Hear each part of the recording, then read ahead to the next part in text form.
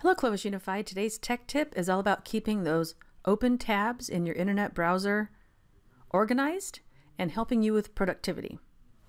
Google's great about hiding some really good stuff under a right click. So if I come up here to the tab and I right click, I get a whole drop-down menu of different options. The first thing I want to point out is that it gives you the keyboard shortcuts for some of the more commonly used actions in this drop-down menu.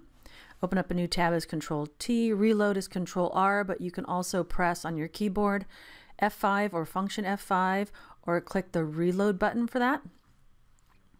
We're going to skip duplicate right now and come back to that. Pinning a tab. This is really convenient if it's a site that you will use often and you're going to come back to it. I can go ahead and click on Pin Tab and it's going to take the tab that was open, make it smaller and stick it all the way to the left of your open browser window. So then if I ever close this browser and open it back up, this Pin tab will still be here. To unpin the tab, I just right click again and I click Unpin Tab. We're also going to skip Mute Site for right now and come back to that later.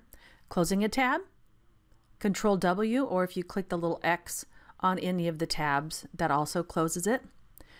Close other tabs. This one's kind of convenient if I'm working here and I want to close everything but the tab that I'm currently on. I can right click and close those other tabs. That saves you from having to click all these little X's on every open tab.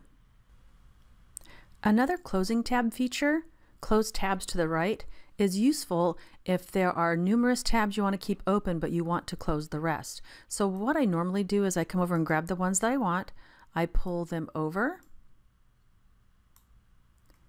and then the last open one I want to keep, I right click and say close tabs to the right. It'll close everything to the right and keep just the 3 open that you are currently working on. So in this right click drop down menu, there's also the option to reopen a closed tab. If you remember a while back, we did a little tech tip about the Control Shift T keyboard shortcut. This does the same thing. If I choose that, it reopens that last tab that I have closed. Another really handy menu option is bookmark all tabs. So if I'm doing a presentation or if I've opened a bunch of links I want to use again at a later time, I can come down to bookmark all tabs. This new folder, I can name it, let's say this is for a presentation. And I want it under the bookmarks bar. I click on save. Now it saves all of these links conveniently on my bookmarks bar in the folder called presentation. One of these options I use quite often is duplicate. What that does is it takes the site that you're on and it duplicates it. So if you're logged in, it duplicates it with your login still intact. Or if you just need to duplicate the site, it saves you a few clicks of having to open a tab, navigate to that site, and reopen it. So duplicate comes in very handy.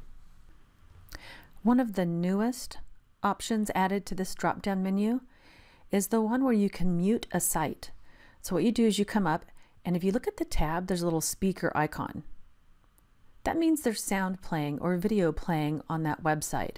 So if you open up a new tab and maybe something started and you want to turn it off, or maybe you left it playing and you didn't realize it, you can just pop back over, right click and mute site.